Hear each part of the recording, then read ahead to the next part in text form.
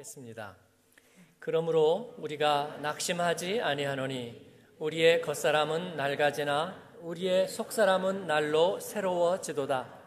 우리가 잠시 받는 환난에 경한 것이 지극히 크고 영원한 영광에 중한 것을 우리에게 이루게 함이니 우리가 주목하는 것은 보이는 것이 아니요 보이지 않는 것이니 보이는 것은 잠깐이요 보이지 않는 것은 영원함이라. 아멘. 십부작 복음 시리즈 말씀 나누고 있습니다. 오늘은 8번째 두 세계 사이에서 라는 제목으로 여러분과 말씀을 나누기 원합니다. 하나님을 만난 세계는 초대장이었고 약속이었습니다. 그러나 세상을 또 살면서 느낀 것은 그 주님을 만난 것은 여전히 약속이라는 것입니다. 그래서 두 번째 갈등이 시작되었습니다. 예수 그리스도 안에서 우리는 어느 세계로 나아가야 하는가? 이 두 세계 사이의 망설임, 이를 가장 잘 보여주는 예가 신명기서에 잘 나와 있습니다. 이스라엘 백성들은 이집트의 노예로 처하게 되었습니다. 하나님께서 그들을 출애굽시켰습니다. 그리고 그 가나안 땅 바로 턱 밑 아래까지 이르게 됩니다. 그런데 문제가 있습니다. 그 가나안 땅에 들어가는 것은 그렇게 쉬운 일이 아니라는 사실입니다. 가나안 땅에는 임자가 있었다는 것입니다. 정탐하고 온 12지파의 대표들이 한결같이 목소리를 높여서 그들은 거인과 같고 우리는 메뚜기 떼와 같다고 그렇게 자조했습니다. 그리고 온 백성이 밤새도록 울었다, 그렇게 성경은 기록하고 있어요. 지금까지 살아온 날들이 억울해서 울었을 거라고 생각합니다. 이것은 우리들의 신앙의 모습과 너무나 닮았습니다. 하나님께서 예수 그리스도 안에서 우리 안에 빛을 비추시고 하나님의 은혜를 알게 하셨습니다. 우리 인생의 새로운 약속과 목적지를 하나님께서는 얘기해 주시고 우리에게 새로운 삶의 목표와 비전과 소망을 주셨습니다. 그러나 여전히 우리는 두 세계 사이에 끼어 있는 것 같습니다. 이스라엘 백성들이 그들이 가졌던 문제점은 뭐냐면 바로 그 유물론의 질문이었습니다. 보이는 것은 보이는 것으로 갚을 수밖에 없다는 거예요. 우리가 애굽을 버렸으니 가나안 땅을 얻어야 한다는 것이죠. 결국은 보이는 것이 전부라는 생각을 그들은 갑자기 사로잡히게 된 것입니다.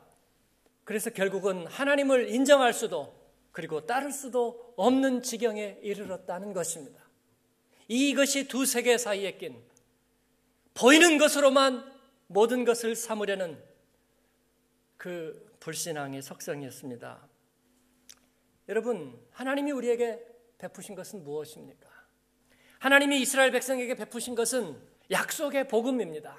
말뿐이라고요? 보장도 없는 약속일 뿐이라고요? 오늘 고린도후서 말씀에서 바울 사도는 우리들에게 그렇게 얘기합니다.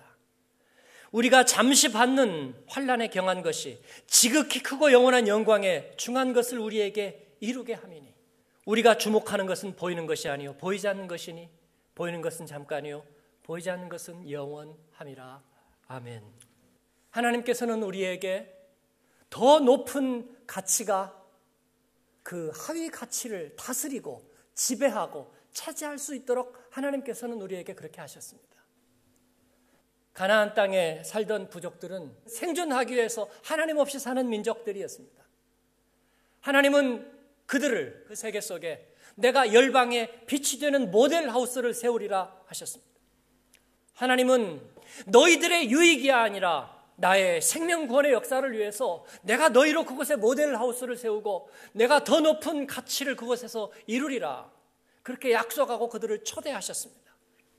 사랑하는 여러분, 저와 여러분에게 하나님께서 부르신 새로운 세계는 이전과 같은 세계가 아닙니다. 이전에도 가진 자가 말해줬고 능력 있는 사람이 뭔가를 잡을 수 있었다면 우리가 주님을 믿고 나서도 결국은 그 싸움, 그래서 어느 순간 내 앞에 이 모든 것들이 무너진다면, 내 은사가 떠난다면, 나의 지위가 멀어진다면 나는 이 세상에서 할 일이 없습니다. 내 인생에 지나간 인생은 실패입니다. 그렇지 않습니다. 그러면 무엇을 원하셨는가? 뭐를 원하셨어요? 주님 저에게 그런 답을 주셨습니다. 나는 너를 원한다. 주님은 내가 열매가 되기를 원하셨습니다. 주님은 우리에게 갈수록 겉사람은 후패하고 우리가 가진 것들은 다 우리를 떠나가지만 그러나 주님께서는 우리에게 하나님의 말씀으로 열매가 되게 하려 하셨다. 이 세상 속에서 하나님의 은혜를 드러내는 모델 하우스가 되기를 원하셨다. 그렇게 말씀하시는 것입니다. 사랑하는 여러분, 무엇이 우리 인생의 보상입니까? 하나님은 우리를 통해서 이룬 어떤 일들이 아니라 우리 자신이 하나님 앞에 열매가 되기를 원하셨습니다. 그리고 우리는 그 모델 하우스입니다. 우리가 주님의 말씀과 그 진리의 말씀을 따라서 우리가 영원한 나라를 소유하고 그리고 그 주님의 나라에 이를 때까지 우리가 하나님의 축복의 열매가 되는 증인으로서 하나님께서는 우리를 세우기를 원하시는 것입니다. 물질과 자원과 세상의 환경은 그를 위한 보조적인 수단이지 목적이 아닙니다. 이스라엘 사람들은 그렇게 약속의 땅에 들어갑니다. 그리고 그곳에서 제사장 나라가 되고 열방의 빛이 되는 사명을 받고 살게 되는 것입니다. 사랑하는 여러분, 우리가 두 번째 세계 안에 온전히 들어섰을 때에만 첫 번째 세계는 완성되는 것입니다. 우리가 주님의 기뻐하는 열매가 될 때에만 우리에게 영안이 열려서 우리 지난 삶의 모든 문제들이 그 안에서 해명되는 것입니다. 두 세계 사이에서 여러분 믿음으로 담대하게 하나님의 약속의 초대를 따라 나아가는 여러분 되기를 바랍니다.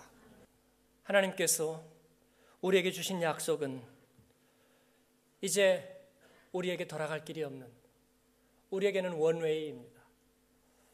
주님의 인도하심 앞에 자신을 맡기고 그 하나님의 약속을 향해서 나아가는 여러분 되기를 축원합니다.